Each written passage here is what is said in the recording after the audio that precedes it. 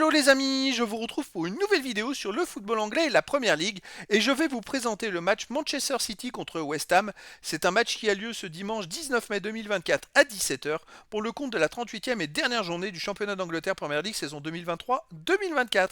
Alors Manchester City c'est le premier du classement qui reçoit West Ham le 9e. Donc dans cette vidéo on va revenir sur le classement de la Première Ligue avec les statistiques des deux équipes. On verra ensuite le classement des meilleurs marqueurs et passeurs pour ces deux équipes toujours en Première Ligue. Puis on enchaînera par les 10 derniers résultats, toutes compétitions confondues et les stats. Et on terminera par les compositions d'équipes et tactiques éventuelles, ce qui nous permettra d'avoir une idée, une tendance à ce match. Alors pour ceux qui souhaitent voir ce match à la télé, sachez que vous pouvez le voir sur Canal Plus Sport 360. Au classement, on a donc Manchester City qui est premier avec 88 points en 37 matchs, 27 victoires, 7 nuls, 3 défaites, 93 buts marqués, 33 encaissés, plus 62 différences de buts.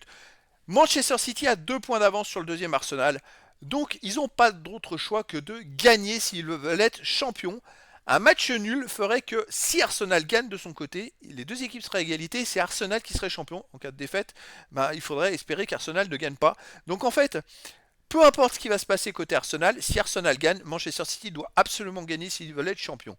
De son côté, West Ham est 9ème avec 52 points en 37 matchs, 14 victoires, 10 nuls, 13 défaites, 59 buts marqués, 71 encaissés, moins 12 de différence de but. West Ham est dans le ventre mou du classement. Bon, ils ont 5 points de retard sur le 8ème, ils ne peuvent plus revenir sur les places qualificatives pour la Coupe d'Europe, donc ils vont terminer la saison, on va dire, en roue libre.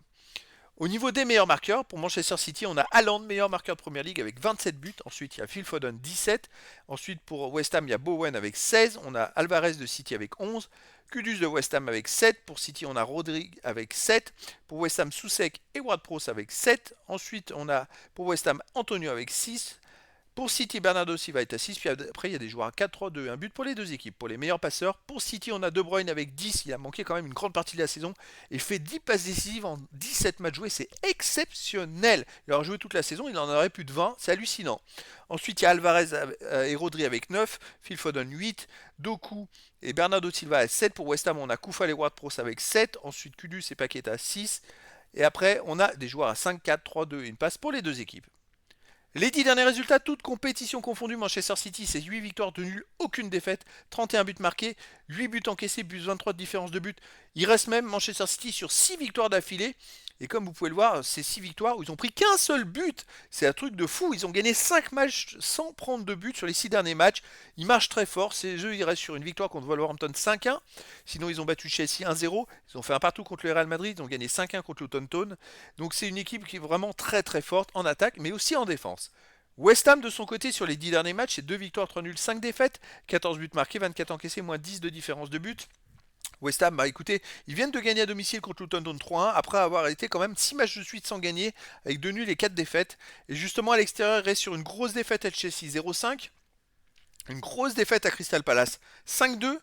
Et sinon, à l'extérieur, ils ont aussi perdu 2-0 à Leverkusen, ils ont gagné 2-1 à Wolverhampton et ils ont perdu 4-3 à Newcastle. Alors, en ayant perdu 2 fois de suite, en prenant 5 buts à l'extérieur, s'ils viennent faire un résultat à City empêchant City d'être champion alors que City vole sur tout le monde, ça promet d'être quelque chose. En tout cas, voilà, c'est le foot, tout est possible, bien sûr. Au niveau des compos d'équipe et tactique, alors pour Manchester City, on aurait du 3-2-4-1 avec gardien Ortega, défense Walker, Akanji, Ake, Guardiol, milieu de terrain défensif Rodri, Kovacic, milieu offensif et ailier Bernardo Silva, De Bruyne, Foden, attaquant Haaland. Donc là, ça serait du 4-2-3-1. Ils ont souvent joué en 3-2-4-1, mais là, on est bien en 4-2-3-1. Je modifie la tactique. Voilà, c'est fait.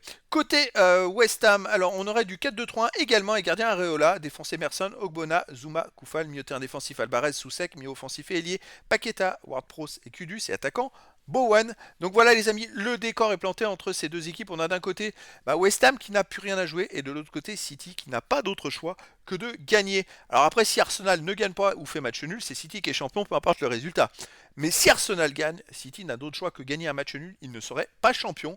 Donc les amis, je vous donne rendez-vous donc ce dimanche 19 mai 2024 à 17 h pour le match de la 38e et dernière journée du championnat d'Angleterre Première Ligue saison 2023-2024. Manchester City, le premier du classement, reçoit West Ham, le 9e. Voilà les amis, je vous dis à très bientôt pour une nouvelle vidéo.